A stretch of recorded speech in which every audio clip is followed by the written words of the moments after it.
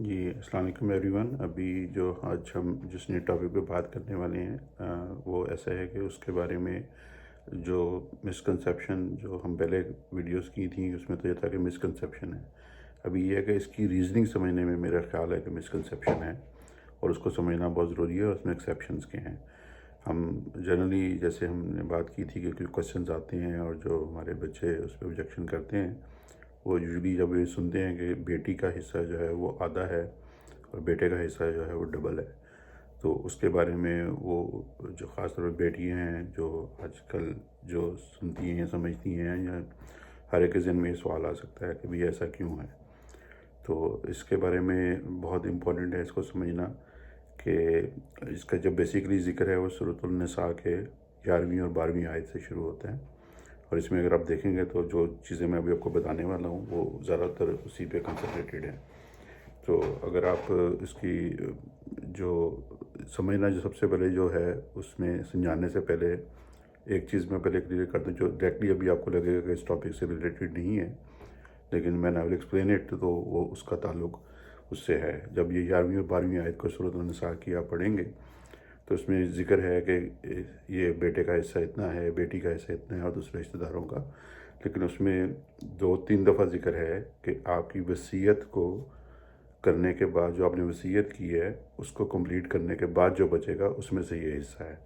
پہلے وصیت کا حق جو ہے وہ آپ کے پاس ہے اور اس میں سے جو بھی آپ کرنا چاہیں وہ کریں گے، اور جو باقی بچے گا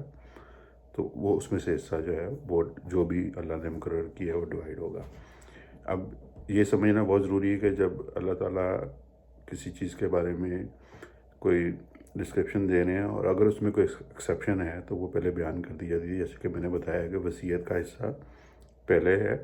اور اس کے بعد وصیت کے بعد جو بچے گا پھر وہ اسے بیان کیے گئے ہیں. جب آپ پڑھیں گے تو اس میں بڑے کلیئر الفاظ میں 2 سے 3 دفعہ ذکر ہے وصیت کا. تو اب ہم سمجھتے ہیں کہ یہ آدھا حصہ اور پہلا حصہ ڈبل حصہ بچوں کا کیوں ہے. جو بھی حصے مقرر کیے گئے ہیں اس کے پیچھے جو لاجک ہے وہ اللہ تعالیٰ نے اس میں ذکر بھی کیا ہے کہ آپ نہیں جانتے کہ کس کو کس سے کتنے منافعت ہے. منافعت سے مطلب یہ ہے کہ کس کا کس کے ساتھ زندگی میں کتنا رول ہے، اس کو کتنا اس کا بینیفٹ ہے. تو جو اسلام میں ایک جنرلی جو سٹرکچر ہے فیملی کا وہ یہی ہے کہ بچیوں کی شادیاں جس عمر میں بھی ہوں، چاہے وہ کسی کلچر میں جلدی ہو جاتی ہیں کسی میں بعد میں ہو جاتی ہیں، تو وہ اپنی شادی کرنے کے بعد ان کی جو مین رسپانسبلٹی ڈیورنگ دا ٹائم اور سارا ان کی جو ایفرٹس اور ٹائم جو ہے، یا ایون اگر وہ جاب بھی کرتی ہیں تو جو ان کی آمدنی ہوگی وہ زیادہ تر سسرال میں، ہسبینڈ میں، بچوں میں، یا اگر وہ کمبائنڈ فیملی سسٹم میں رہتی ہیں تو ادھر کنورٹ ہو جاتی ہے. اور جو یوزول سسٹم میں آپ اپنے بیٹوں کے ساتھ یا ان کے ساتھ زیادہ عرصہ رہتے ہیں ایز کمپیئر ٹو ڈاٹرس. تو اگر آپ دیکھیں تو almost half of the life ہی بنتی ہے، بلکہ اگر ارلی شادی ہو تو اس سے کہیں زیادہ بنتی ہے. تو اس کا مطلب یہ ہوا کہ یہ جو حصے ڈیوائڈ کیے گئے جیسے کہ اس صورت میں بھی ذکر ہیں وہ یہ ہے کہ آپ کا کسی بھی رشتے کا آپ کو بینیفٹ کتنا ملتا ہے. تو اگر آپ لاجیکلی دیکھیں تو بچیاں خیر سے شب شادی ہو جاتی ہے تو وہ اپنے سسرال میں جانے کے بعد ان کی تمام زندگی کی جو ایفرٹس ہیں وہ آدھے سے کہیں زیادہ وہ کسی اور فیملی کی طرف کنورٹ ہو جاتی ہیں، اپنے ہسبینڈ اور اس کی طرف. تو اگر یوزول جو ہمارا فیملی سسٹم ہے جو کہ اسلام میں بھی ہے اس کے حساب سے، تو وہ زیادہ تر آپ اپنے بیٹوں کے ساتھ رہتے ہیں. تو اس حساب سے اگر بیٹوں نے آپ کا خیال بلکہ آدھی زندگی سے کہیں زیادہ رکھا ہے تو پھر بھی بیٹیوں کو آدھا دے دیا گیا ہے. تو اس کی وجہ یہ ہے کہ آپ اپنی فیملی کی لائف جو ہے وہ زیادہ سے زیادہ بچوں کے ساتھ، بیٹوں کے ساتھ گزارتے ہیں. اب اس میں یہ ہو گیا کہ ایکسیپشنز کیا سکتی ہیں. ایک بات یہ ذہن میں رکھیں کہ اب ایکسیپشنز، ہر طرح کے ایکسیپشنز کو ڈسکس کرنا شروع کر دیں گے تو قرآن میں جو ہے وہ ہر طرح کے ایکسیپشنز کو ڈسکس نہیں کیا جاتا، اس میں آپ اپنی کامن سینس یوز کریں گے. جب وصیت پہلے الاؤڈ کر دی گئی کہ وصیت سے جو بچے گا. اب ہم ایک ایگزامپل لے لیتے ہیں ایکسیپشن کی کہ ایک بچی ہے، اگر وہ کسی بھی وجہ سے یا اس کی شادی نہیں ہو سکی یا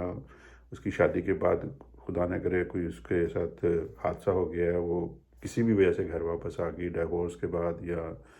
بیوہ ہونے کے بعد، اور اس نے دوسری شادی نہیں کی یا کس عمر میں سے میں آئی، یا بیٹے جو تھے وہ اپنے کیریئر بنانے کے لیے، پڑھنے کے لیے باہر چلے گئے، پھر وہاں پہ سیٹل ڈاؤن ہو گئے، اور آپ کے کسی بھی بیٹے یا بیٹی نے آپ کا زیادہ ساتھ دیا، آپ کا بہت زیادہ دھیان رکھا ہے، تو اب آپ ریفر کریں گے وہ پہلی بات کی طرف کہ وصیت جو کر دی گئی تھی اس کے بعد حصہ بٹے گا. تو اب یہ آپ کا کام ہے کہ اگر آپ یہ دیکھیں کہ اس بیٹی کی وجہ سے آپ کا زندگی میں رول اس بیٹی کا بہت زیادہ ہو گیا ہے، تو آپ اس بیٹی کے لیے جو بھی وصیت چاہیں اس کے لیے کوئی لمٹ مقرر نہیں کی گئی، لیکن اس کا مطلب یہ نہیں کہ آپ بیٹوں کو آنکھ مار دیں. تو اس کے لیے اگر آپ زیادہ کرنا چاہتے ہیں تو وہ کر دیں، لیکن اگر ایک نارمل فیملی سسٹم میں ہوا ہے تو پھر وہ بلکہ اگر آپ دیکھیں تو اس کی آدھی سے زیادہ لائف وہاں پہ گزرتی ہے. تو ابھی بھی بیٹی کے لیے اس کو زیادہ کیا گیا ہے. لیکن اگر کسی بھی وجہ سے بچے باہر چلے گئے، بیٹے باہر چلے گئے، یا کسی بھی وجہ سے وہ آپ کو اس طرح دھیان نہیں رکھ سکے، تو اس صورت میں بیٹی نے اگر آپ کے پاس رہی ہے اور کوئی بھی بچہ آپ کے پاس رہا ہے تو آپ اس کے لیے جو چاہیں وہ وصیت کر سکتے ہیں. So this is very important to understand کہ جنرل رول کیا ہے جو نارمل آپ کا سوشل سٹرکچر ہے اس کے حساب سے ہے. اگر کسی بھی وجہ سے ایکسیپشن ہو گئی ہے اور